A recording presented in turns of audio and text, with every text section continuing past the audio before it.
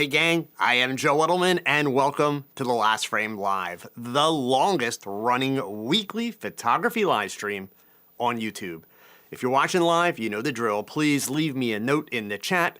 Let me know who you are and where you are in the world. And if you're watching the replay, no worries. You're an important part of this community, so please drop a comment below the video so that I know you were here.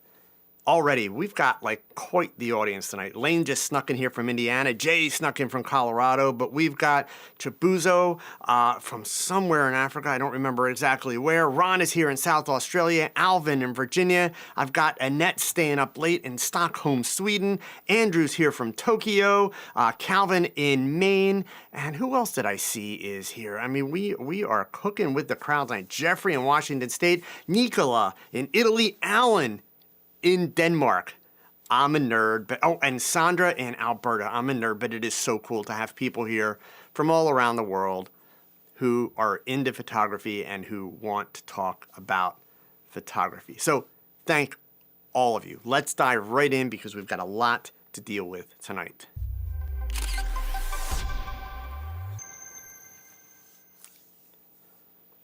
Photo news this week. Sony announced a new camera. Shocker! But seriously, I have previously declared that I will no longer promote new product releases in the photo news section. However, the reason I'm talking about this new Sony camera that came out is because of one feature that it has, and that's a feature called global shutter.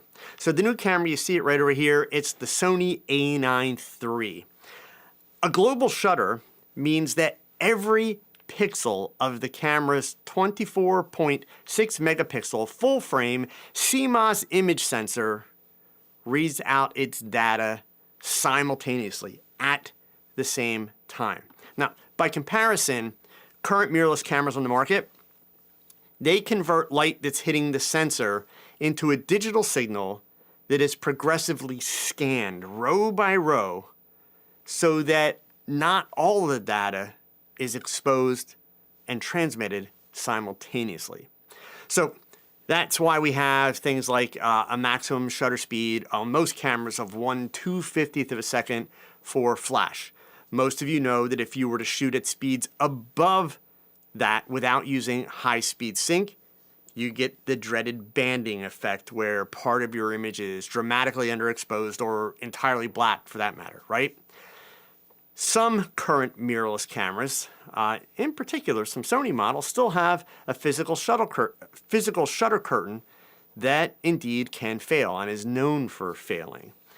Some cameras allow you to use an electronic shutter feature that eliminates the curtain movement, but still the problem there is when you're photographing fast-moving subjects, because it is doing a scan type of processing, you can get the dreaded rolling shutter effect that will distort your subject.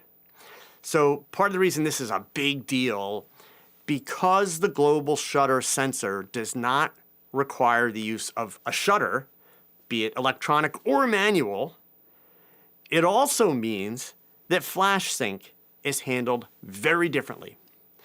So with the global shutter, you no longer need to worry about sync speeds. There essentially is no such thing.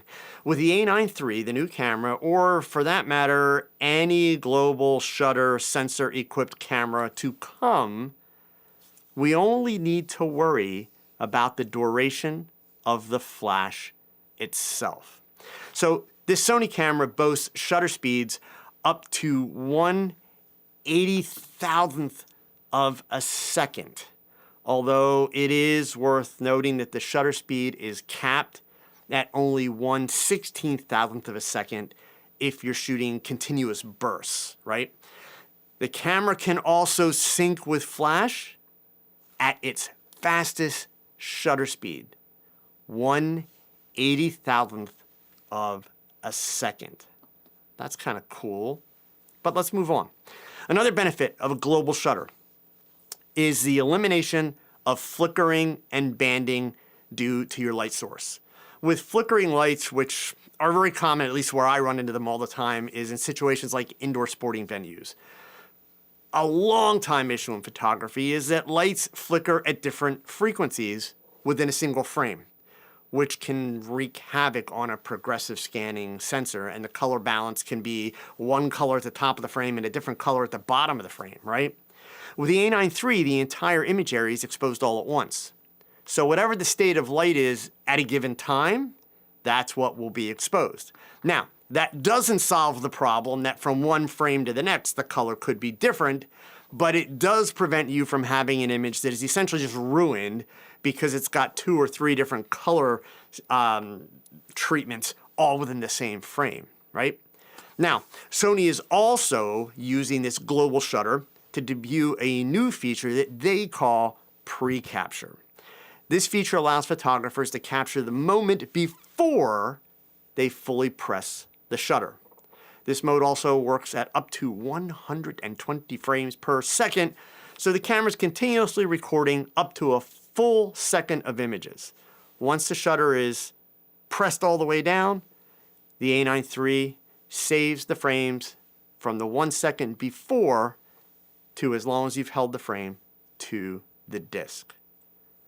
Now, all of that said, in my opinion, if you're watching this show, you would be a fool to purchase this camera with its $6,000 price tag.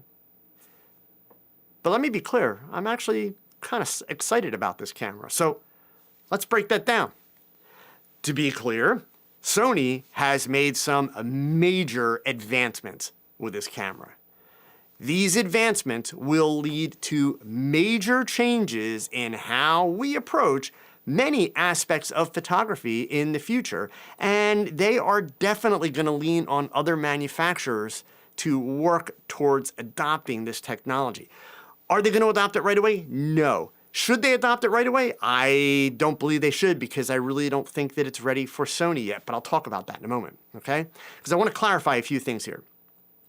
This concept of the global shutter, first of all, it's been around for quite a while. Canon debuted a global shutter a year ago for industrial applications, not for its mirrorless cameras, right? So this is not something that Sony just dreamed up and threw out into the world. There's been lots of conversations about this going on for quite some time. Pre-capture, which I told you about, is actually an upgrade on an Olympus feature called Pro Capture that's been around for years. Sony didn't invent this. It's just that this camera has the ability to shoot more frames at a faster rate than the Olympus camera did. So just like Sony's eye tracking autofocus and AI autofocus, it's essential, and the in-body image stabilization, it's essentially building on technology that Olympus brought to market. Now, let's talk about the ability to sync with flash at 1/80,000th of a second. That's cool. But keep in mind, number one, how many of you have a problem where the maximum shutter speed of your camera that you own right now can't stop the action that you photograph? You probably don't. So there's probably none of you that are needing 1/80,000th of a second in the first place. And no flash that's on the market today, no consumer flash, that we can buy Speedlight or Studio Strobe, is going to keep up with multiple bursts at that speed. So at the moment, all that feature does for you is it eliminates the need for high-speed sync, which, let's face it, high-speed sync is so like 2015 anyway, right? I mean, that's old school stuff. Hopefully you're not still doing high-speed sync, okay? But here's the big head scratcher. There is no support with this camera for CF Express cards, only secure digital, which means that this super fast camera will be bottlenecked by its memory cards. Unless, of course, that is Sony's way of making sure that the camera can't overheat, right? So you can have the cool new features in very short bursts, which could also explain why they've released this in a 24 megapixel camera as opposed to a 30 or 60 megapixel camera, right? So taking a little bit of information from Petapixel, of course, as is normal when new cameras come out, Adobe has not provided the updates in Camera Raw yet for the new camera, so these raw image files from this camera can't be processed. So we haven't seen, aside from what Sony has shown us, we haven't seen any real analysis on the image quality. But there are also some other things that you should know. The camera's base ISO is 250, which is a stop and a third higher than the Sony A9 II and its base ISO of 100, right? Also consider that the A9 II's dynamic range, the previous one, and the move from that camera's native ISO of 100 to now a native ISO of 250, that's basically a one-stop reduction, a little more, fraction more, of dynamic range, right? Now, you know, that's not a lot considering the amount of dynamic range that these cameras have, but it's a reduction, right? So Sony is claiming, and this is some information that Petapixel came up with, Sony is claiming that the A9 III's dynamic range performance should be similar to the A9 II. Some people are skeptical. It's very likely and possible that it is. I mean, look at what companies like Google and Samsung and Apple are doing with insanely small sensors in the iPhones. So remember, much of this image quality that we battle over, it's software quality is really what's driving that. It's not even the hardware in the camera. The hardware is very important, don't get me wrong, but many of these advancements are a matter of software. So here's where this plays out. You do not need to buy this camera. It will not improve your photography. You do need to pay attention to this camera, all of you. And you should pay attention to the trials and the tribulations that are going to ensue with this new tech, because there will be some. But also pay attention to the creativity that some photographers will generate from it. It is sincerely an exciting window into the future of camera technology, right? So that being said, I will point out to you that if you followed me for very long, you have heard me talk in the past about how cameras will eventually flip over and essentially become video-centric, where we will create short bursts of essentially video clips so that basically we never miss a moment as long as we have pressed the button. Here you go. It's happening. The thing that we're still missing, but it'll come, is a piece of software that is going to cull through that for us to find the best frame each time. That's going to require us being able to give the software some input in terms of what we're looking for. We've already got pieces of that out there, but nobody's kind of really put that together yet. Expect it. It's going to come. The simple logic says that it will come. I'd be honestly completely shocked if it doesn't. So, cool stuff. Definitely a lot of buzz around it. But yeah, you know, you've also got a lot of influencers out there that are, you know, pumping out a lot of content, which Sony is really, really good at. Please remember, Sony makes more money from its sensor technology than it does selling cameras. So this camera, while it's amazing in terms of the fact that this is a whole new concept in how to build a digital camera, this is really, for Sony, at the end of the day, this is a proof of concept camera. Because now they're going to have this camera in the hands of thousands of photographers, shooting with it, beating on it, finding all the issues with it, so they can continue to develop and sell these sensors to other companies while they're also refining their own tech. At $6,000, do you want to be Sony's guinea pig? Because there is such an extremely small number of photographers in the world who actually have a need for this technology, right? Just is what it is. Okay.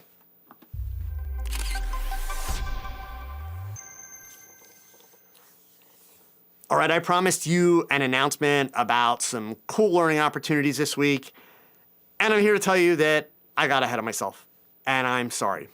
There are unfortunately still a few contractual details that are being worked out. You know how that stuff goes. It's got to go back and forth. So it is likely going to be another week or two before I am able to actually share that news. In the meantime, remember, you can bookmark my education page. It's updated almost weekly as new presentations are added to the schedule. And make sure, if you haven't done so already, please sign up for my email newsletter, okay? When I make the initial announcements, subscribers to the email newsletter will have first access, and they will have that access at some discounted prices, okay? In fact, I'll drop the link for the newsletter into the chat. And by the way, don't worry, I will never sell and never have sold any information from the newsletters, and I don't spam you. I literally send newsletters out like one every month or two or four. Okay, so it's not like you're going to get a ton of email from me, okay?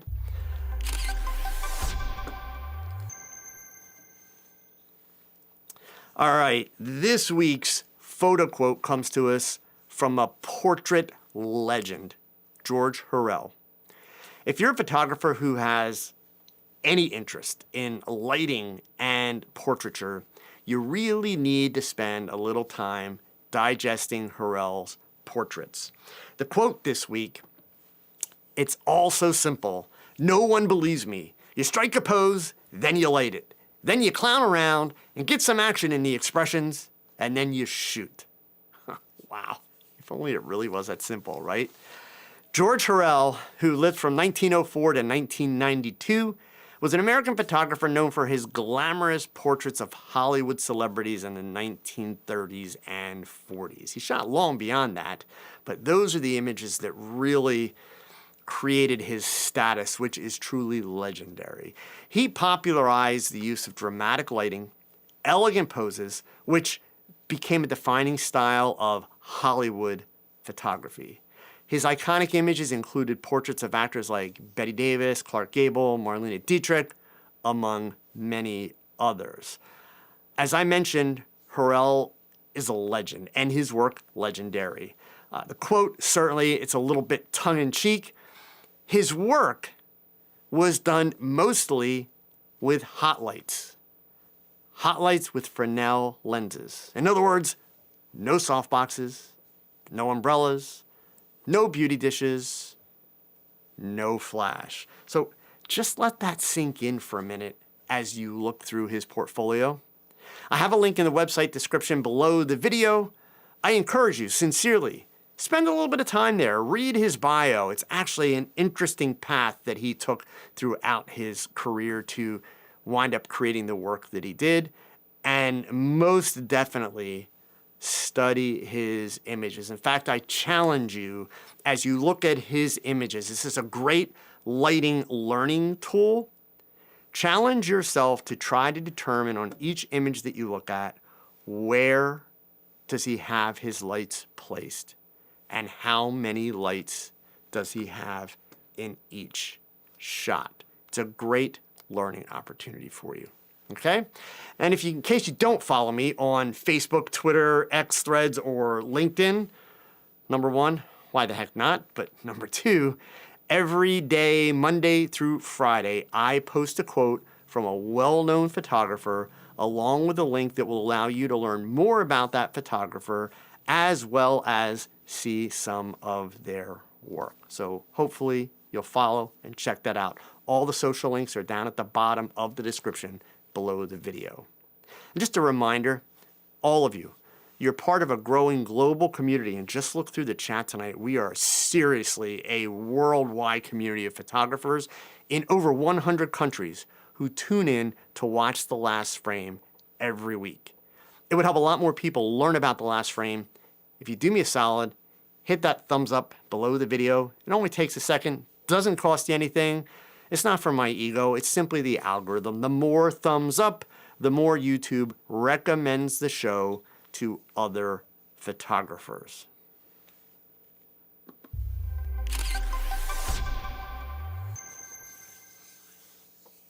All right, I've got a quick DIY tip for you tonight, as well as a little mention of something that you might actually want to consider for your gear. We've all had that experience when you're taking your camera and your gear from one extreme temperature to another, and the lens fogs up, and the viewfinder fogs up, and the camera has moisture all over it, and you kind of go into panic mode, right? Because this, of course, it's going to happen when you're in a hurry to grab a shot, and then you realize your camera's not functional, and that becomes a shot missed. So the seasons are changing here in Pennsylvania as they are in other places, and there are going to be plenty of opportunities for me coming up to take my camera from a cold outdoor environment inside to a warm room. And just like in the summertime, I went to a lot of baseball games for my grandson that, I had my gear fog up as soon as I walked outside of the air conditioning in my home to go to my car and start shooting, or for that matter, sometimes even to get out of my car to start shooting. So obviously, look, this isn't just annoying, but over time, it simply isn't good for your gear. It can become the catalyst for fungus to grow. And I'm talking about on the inside of your camera, specifically your lenses, right? Fungus on the inside of your lens will start to cause haze on the interior of your glass, and it's ultimately going to destroy your image quality. So there's actually a few solutions for doing that. Number one, requires a fair amount of time, could be 15 to 20 minutes, and obviously a lot of patience, which, I don't have that.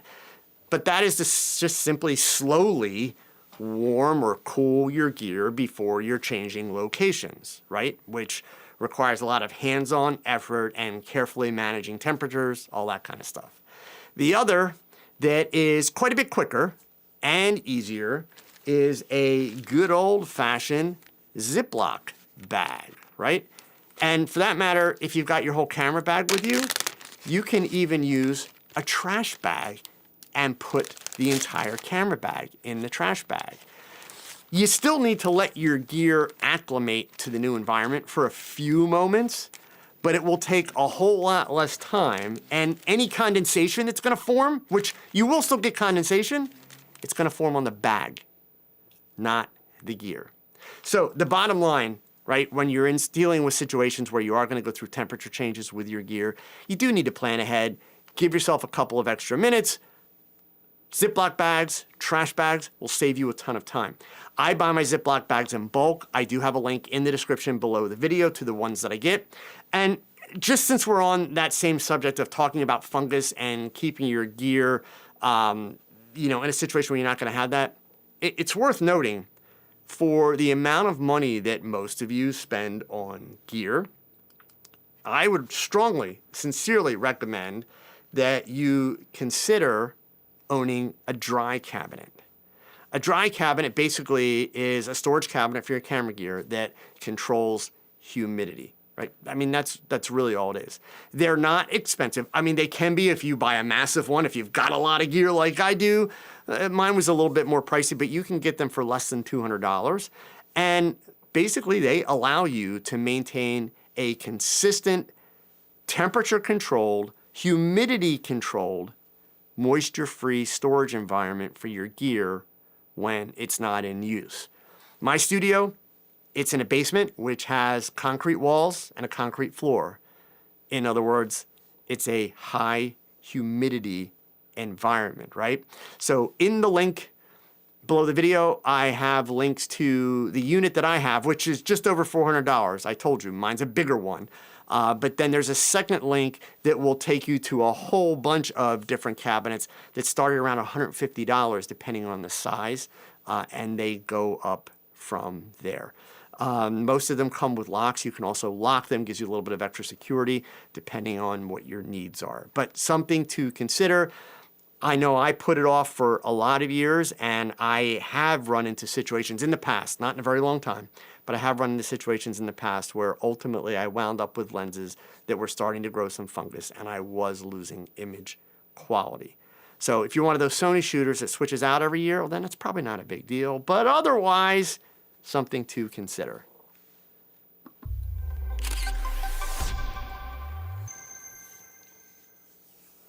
Okay, last week, I had a lot to say about photography competitions and the critiques that go along with them. And I'm very pleased to report I had a ton of people reach out and tell me that they were very encouraged to hear my viewpoint. And in fairness, I also had a few old-timers reach out and give me the line that they still find critiques valuable, yada, yada, yada. And look, I'm not trying to be disrespectful, but the world evolves. It's time to move on, right? So tonight, I want to address just the topic of photography critiques. We're done with competitions, okay? Understand that for photographers, the journey of learning and growth, it's a never-ending process if you care about your work and if you're passionate about it and want to continue to develop. So the challenge for new photographers of all ages, when I say new, it could be a young photographer, it could be an older photographer just getting into photography, but navigating this vast sea of technique, style, expression in photography, it can be daunting. It can be overwhelming. Many of you are experiencing that with your work now. Now, the traditional way to gauge progress has been through seeking feedback or critiques on your work. Now, look, to be fair, those kind of evaluations every now and then will provide a few nuggets of useful information, but there is something that is much more valuable to a photographer's development. And simply, it is the act of seeking advice. So, understand that critiques by their very nature, and I like to, we'll get rid of that word. I'm kind of harsh on those, you know that, right? But critiques by their very nature are backward looking. So think about that. They lead people to either criticize your work, or if people just want to be nice and don't want any kind of confrontation or don't want to feel like they're hurting your feelings, leads them to simply be nice to you. But they focus on what has already been done, the shot that's already taken, the moment that's already captured. Feedback often dissects a photograph based on the critic's personal biases and experiences, right? So think about that. Critiques, by their very nature, are backward looking. They lead people to criticize your work or simply be nice to you. For a photographer that's looking to grow, which is hopefully most of you, this retrospective view can often be detrimental because it almost always comes without any context and without an understanding of the choices that you made and the obstacles that you faced, and it rarely considers your level of experience. Now, on the other hand, advice is forward-looking. It leads people to apply their experience to help solve your problems. Now, to be fair, or to be clear, that statement, it's not just my opinion. It is a research-backed approach that's being embraced by successful business people and creatives worldwide. You can read the findings by Harvard Business School researchers. I've placed a link in the description below the video to their report. To summarize just a little bit of it, the Harvard research found that feedback often has no positive impact on our performance, and it goes without saying it can often have a negative impact. Conversely, asking for advice generated 34% more areas of improvement and 56% more ways to improve compared to those who were asking for feedback. In other words, asking for advice is much more likely to garner input and tips and guidance that you can actually put to use. Quoted from the Harvard study results, as it turns out, feedback is often associated with evaluation. At school, we receive feedback with letter grades. When we enter the workforce, we receive feedback with our performance evaluations. So because of this link between feedback and evaluation, When people are asked to provide feedback, they often focus on judging the other's performance. They think more about how others performed in the past. This makes it a lot harder to imagine someone's future and possibly better performance. So as a result, feedback givers end up providing less critical and actionable input because they don't want to hurt the person's feelings. In contrast, when asked to provide advice, people focus much less on evaluation and more on possible future actions. Whereas the past is unchangeable, the future is full of possibilities. So if you ask someone for advice, they will be more likely to think forward to future opportunities to improve rather than backwards to the things that you've done and can no longer change. That's the way the Harvard researchers frame it. So let's go ahead and let's just talk about a couple of things that we know about critiques, because critiques have been around, right, forever, okay? First thing we know about critiques, subjectivity and bias. Critiques are inherently subjective. First of all, even if we take the high road, two different reviewers are likely to offer conflicting views on the same image. This can lead to confusion and undermine your confidence, especially if you're new to the craft and you're still shaping your personal vision as a photographer. Can also give you lots of discouragement. Negative criticism, however constructive it may be, it can be disheartening. It can lead to self-doubt and discourage a photographer from taking experimental shots, stepping outside the box, things that could otherwise lead to a breakthrough in their art. Another problem with critiques, following up on that last one, they tend to stifle creativity. Critiques often involve adhering to established norms and those dreaded rules of photography.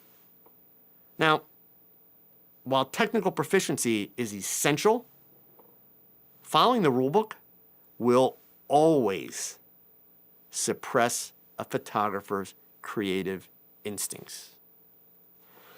Another thing, comparative nature.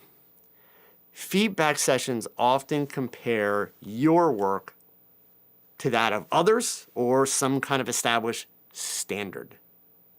That's boring, right? So the challenge is this comparison can completely overshadow your unique perspective, which is going to push you towards conformity rather than individuality. That's where the zombie photographers come from. Another problem with critiques, ego involvement. Critiques in general, especially when you see them at camera clubs, are the perfect catalyst to have egos clash. Photographers often will become defensive about their work. The judge sucks, while the judge may assert their opinions too strongly. This dynamic can transform what should be a learning experience straight up into a battleground. Been there, done that. So let's talk about the value of seeking advice. I think I've piled on the critiques enough. As I previously mentioned, advice is inherently forward-looking and action-oriented. And if you think about it, since it's something that we're asking for, it implies a collaborative journey towards improvement. Advice as a catalyst for growth for new photographers. Advice can act as a catalyst, sparking the imagination and leading to experimentation, because that advice may include something that you had not considered. It can help you refine your vision and your technical skills in a way that critiques don't. Because with advice, the emphasis is on the journey rather than the destination. You determine the destination. The emphasis is on learning and exploring rather than just assessing. Advice is also a solution-focused approach. So, when you ask for advice, you're seeking solutions to specific challenges. So this moves the conversation beyond what's right or what's wrong with a past image to what can be done to enhance future images. Asking for advice often involves posing questions about techniques, perspectives, and methods. The inquiry process promotes active learning and problem-solving skills, both of which are critical in photography. It's important also that we realize that advice, by its own definition, tends to be constructive in nature, because more often it's tailored to your needs, taking into account your level of experience, your personal style, and your artistic goals. If you've seen this show before, you know when we do the Q&A, often when people ask me questions, I've got questions that I've got to ask you back because I may not know you personally, and I don't want to give you an answer that is just simply an opinion without any context. So good advice is typically offered in a supportive tone, which can be motivating. It builds confidence and it encourages photographers to push their boundaries and explore new territories. The constructive nature of advice also teaches new photographers to approach problems with a proactive mindset, instead of coming away from a critique feeling disheartened with a list of perceived flaws that are in your work. Instead, you're armed with practical tips, tricks, ideas to overcome those obstacles and enhance your work. In other words, with advice, you gain a better understanding of the hows and whys behind making great images. Gosh, that sounds familiar. Advice is also much more advisory than it is analytical. Often a problem with photography, people that get a little bit too analytical and then really kind of can't see the forest from the trees, right? While an analytical approach can explain why an image fails to resonate, an advisory approach can guide a photographer on how to connect more deeply with their audience. This distinction is critical for those who are still finding their voice and style as a photographer. Some of you that are here tonight are in my Tog Knowledge community, and that statement should resonate with you based on some of the things that I have said to you. But every photographer's journey, it's unique. And if you happen to be the photographer who's giving advice, that advice should be tailored to fit where they are on their path. For example, a beginner might benefit from advice on mastering the basics, while a more seasoned photographer might seek advice on conceptual development or storytelling. And there's one more important piece. I've mentioned my community a few times, and that is the role of community in providing advice. When you seek advice, you open the door to ongoing mentorship, which is something I was very fortunate to have when I was a teenager. This relationship can be incredibly valuable. It can provide a steady source of support, inspiration, and knowledge. And honestly, for photographers of all skill levels, community is invaluable. In a supportive community, advice, it flows freely. Wisdom is shared without that competitive edge, which often accompanies critiques. With platforms like my Tog Knowledge community, which you can find a link in the description below the video, or even Flickr, or even Facebook, photographers have unprecedented access to communities where they can seek advice. This kind of connectivity has changed the learning landscape, allowing for real-time guidance and support that is not confined to those traditional critique spaces. But it's important to note here, effort is required on both sides of the advice conversation. So the key to my message here and the research from Harvard is context. Advice tends to elicit more context. Real simple. So with that in mind, if you are a photographer seeking advice, understand that the more context you provide in your questions, the better and the more thought out the advice will likely be. Lazy questions encourage short, lazy answers. So your task is to ask questions that turn the recipient into a coach.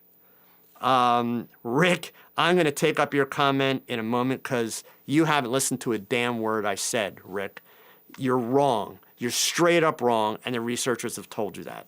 I love it when people jump in with that same old crap. I actually described you, Rick, in the beginning part of this conversation. You should have listened a little closer. The mistakes that are made when people are being lazy, they'll ask things like, is this good? What do you think of this? A more thoughtful question, like, what is the one thing I can do better next time? That's a question that is likely to receive a more intelligent and information-filled response. Now, if you're a photographer or you're the photographer who's providing the advice, understand that the person asking doesn't really want your opinion. They want your help. If you agree to respond, put in the effort and ask good questions that will inform you so that you can provide a beneficial answer, not just your opinion. Remember that photography is not a competition, it's a passion to be shared. Helping another photographer helps you and it helps the industry to be better, but it requires effort. So, wrap this up here. To the new and the young photographers that are out there, I urge you to seek advice, not critiques like Rick over here, who didn't listen to what I said, had to say. Let your learning be shaped by positive guidance. Let your creativity be fueled by constructive suggestions, and your photographic journey be enriched by the wisdom of those who walk with you toward a future where every shot you take is a step towards mastering the art of photography. All right. Hopefully, you hit that thumbs up button. If you're still watching, come on. You must be finding some value in the program. And by the way, if you're like Rick and you really think that I'm, wasting your time or I've got it all wrong, you can feel free to go ahead and hit that thumbs down. It's okay. It helps me either way. I'm just asking for your help to get the word out.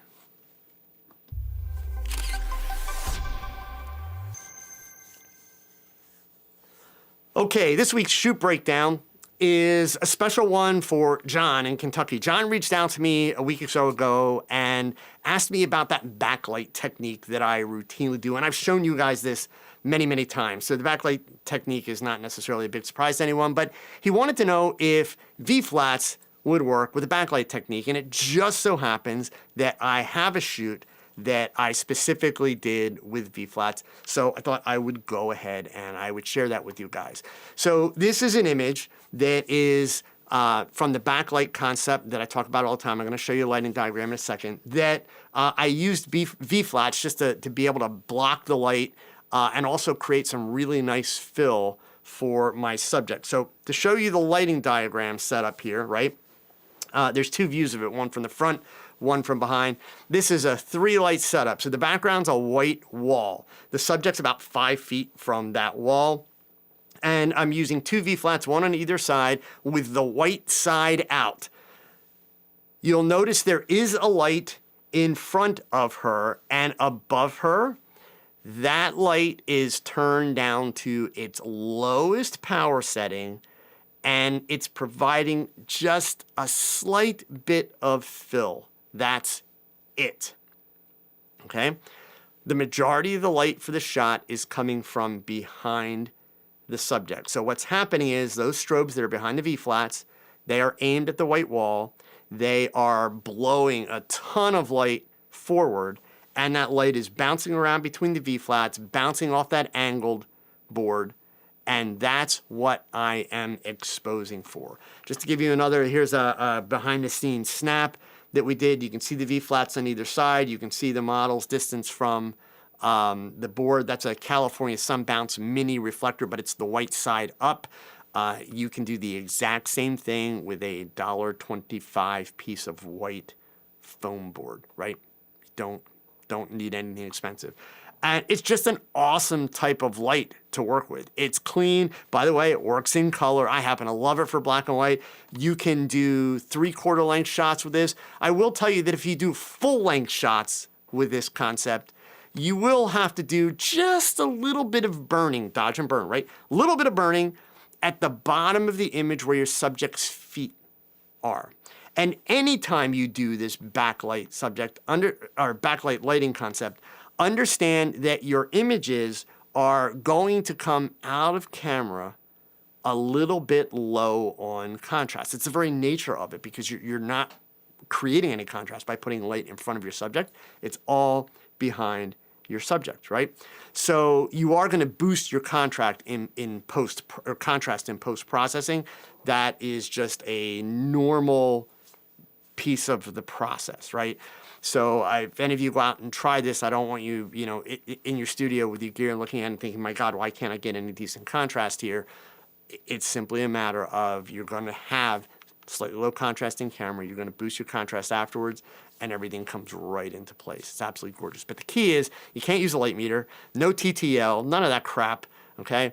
You're doing it by eye, and you're basically exposing for the shadows, which is your subject's face.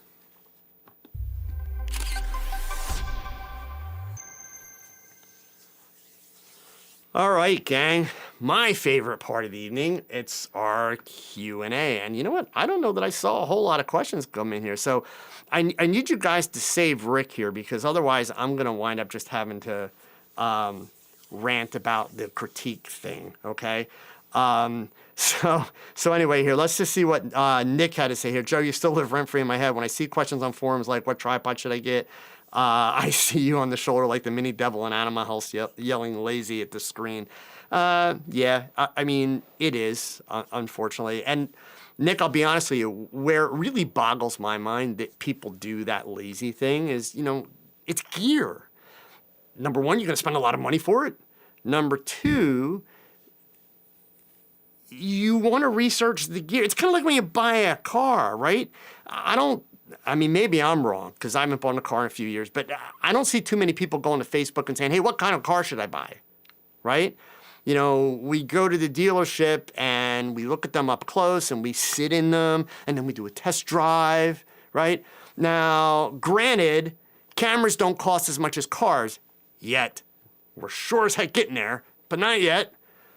But still, they're a lot of money, and the gear that goes with them is a lot of money. You would think that you'd want to touch this stuff at a minimum, because I get it, especially, man, I've got people here right now from Nigeria, Oregon, Detroit. There's people from all over the place, right? Even Maryland, okay? The fact of the matter is not everybody has camera shops nearby. I get that.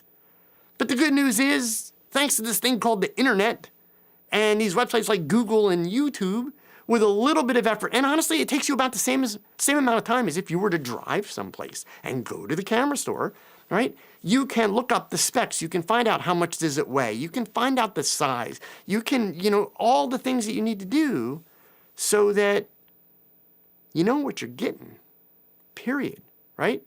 Because understand, when you put those lazy questions out there on Facebook, anybody that answers it is going to answer it based on their needs, not yours. In fact, most of the people that are answering it don't even know you. So, yeah, how good is that answer? So, Nick, anyway, thank you for mentioning that. Because, yeah, I'm a big believer in that here. Scrolling back up here. Any camera works. James in Alaska. In fact, oops, let me back up here and see if I can get that on the screen. There it is. Glad you're approaching the subject of critique. When I took my art and photography classes, I didn't see value in them. Yeah. And this is kind of very much, my crusade, James. I unfortunately don't expect that the industry is going to change anytime soon, because I've said that. The good news is younger generational photographers, Gen Zers especially, and younger millennials straight up don't have patience for that crap. And so they tend to avoid situations where those kinds of critiques are going to take place. And as a result, a lot of, younger creatives are not going to the traditional art schools and photography schools and things like that. So I think over time, it's going to have an impact. The other thing that's going to impact it is part of what I talked about last week with the photography competitions. And 2 weeks down the road, I'm going to talk about camera clubs, not next week, but the following week. On one hand, camera clubs are great. And I'm a firm believer that photographers should consider joining camera clubs. On the other hand, a lot of camera clubs straight up suck. period. And you know why they suck? They suck because they're run by old photographers who are set in their ways and who are not willing to evolve. These are good people. These are people that are passionate about photography. These are people that work very hard to maintain a camera club.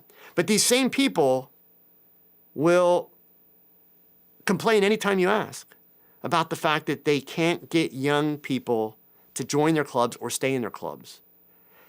And they always say it with this tone of, I just don't get it. These younger generations, what's it going to take?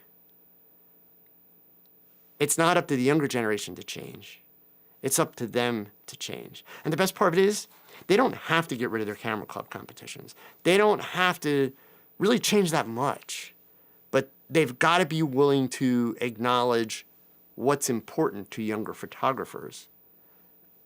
And if they're willing to do that, the changes will happen and camera clubs will become a more welcoming place. Because the worst part of it is, these old photographers who are stuck in their ways, I already said, they're passionate about photography. They hold quite a bit of knowledge and experience in their heads. If they could just learn to share it with what we talked about tonight, context as advice, which requires learning about those younger photographers, instead of saying, this is the way you do it, this is the rule, this is what's right, if you don't do it this way, you're wrong. If they could just flip that switch, they'd have a much easier time getting new members. In the United States, the only place that I've ever talked to, and every camera club I ever speak with, which is a lot, the only place I have ever heard from a camera club where they are not struggling to get new members is in Fort Myers, Florida. So for those of you that aren't familiar with Florida in the United States, Southern Florida is a big retirement place because the weather's always nice, right? So even from here in Pennsylvania where I live, a lot of people retire, they go to Florida. Right before the pandemic, 2020, March, the very beginning of the month before everything shut down, I was a keynote speaker for the Florida Camera Club Council down there. And the night before the whole event kicked off, before I did my keynote, they took all the speakers out to dinner, and I was sitting across the table from the president of the organization, who happened to be from Philly, and that's how the conversation started, because he sounded like he was from Philly. He had that accent. And I asked him the same question I asked everybody. I said, so, how do you folks do with getting new members? Are you struggling? What are the obstacles you're facing? And he just sits back in the chair all casual, like, gets a big smile on his face, and he says, we don't have a problem at all. We just find lots of new old members. And it took me a second before I realized the joke, but the joke is, of course, it's a retirement area. So they've always got new old people pouring into the area, and those people join the clubs. And indeed, their clubs are very traditionally run, but they're in potentially the one place where you don't really need to be worried about finding younger people, because they're big retirement areas, right? So yeah, James, make sure 2 weeks. We're gonna dig into the camera club situation, talk about that. But yeah, you're not alone when it comes to the critiques in your photography classes not providing value, because unfortunately, a lot of times the teachers or the professors that are giving them, they just don't give a damn, and they don't actually do their jobs, right? So they just literally recite a bunch of rules as they overlay it on your picture, and that doesn't help you. It simply doesn't, okay? There's a comment here, JDS, that's a big dumb to only have SD cards on a $6,000 camera. Yeah, and again,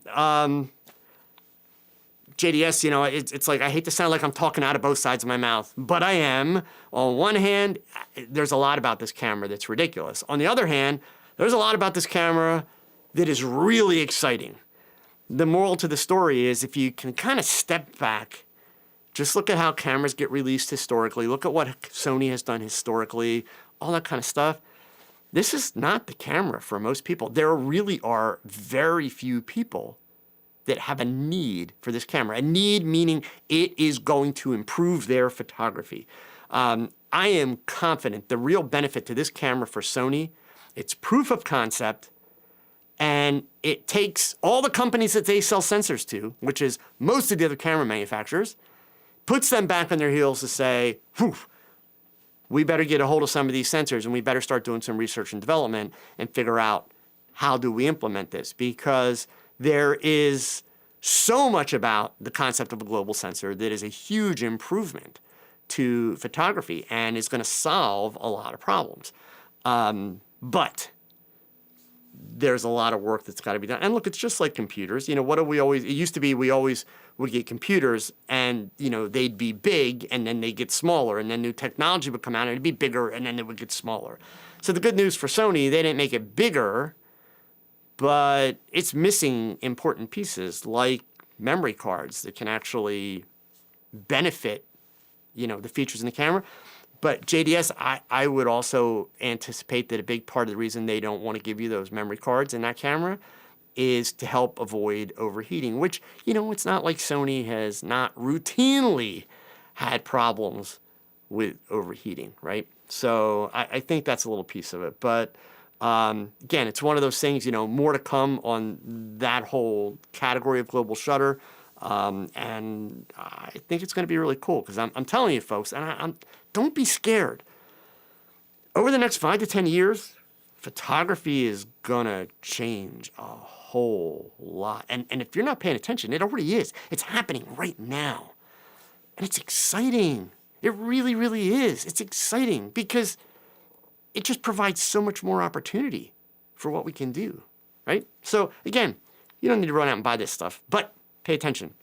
Don't keep your head in the sand, okay?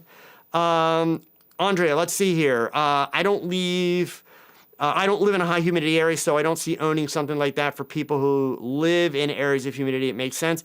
Yeah, I mean, absolutely. Look, not everybody has a need. That's why I kind of gave the example of, you know, the fact that my gear actually gets stored in the lower level of my home, which is concrete walls.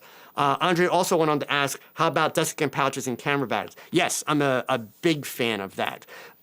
If you do a couple searches on Amazon or similar places, there are reusable desiccant bags now that you can toss them in a microwave and you reheat them, which dries them out, and then you can use them over and over and over again. Desiccant bags, even if you buy the disposable kind, they're super cheap, folks. Use them, okay? The cameras and the lenses that are made today. So here's another one of these, and I'm going to talk out of the other side for just a second, okay? The cameras and the lenses that are made today are designed to combat things like fungus or mold or any of that kind of stuff that can happen. Let's face it, we read all about weather sealing and all that kind of stuff, right? However, it's still a possibility. It's certainly more of a possibility in extreme situations than it is in non-extreme situations like Andre doesn't live in a high humidity area. Cool, not a problem. The way I look at it, Sony just came out with a $6,000 camera. Most Sony lenses that you would buy today are going to cost you at least $1,000, if not several $1,000s. Let's face it, on up to, they've got lenses that are like $14,000, $15,000, $16,000. So at what point do you decide I should do everything possible to take care of that gear, right? That's the thing.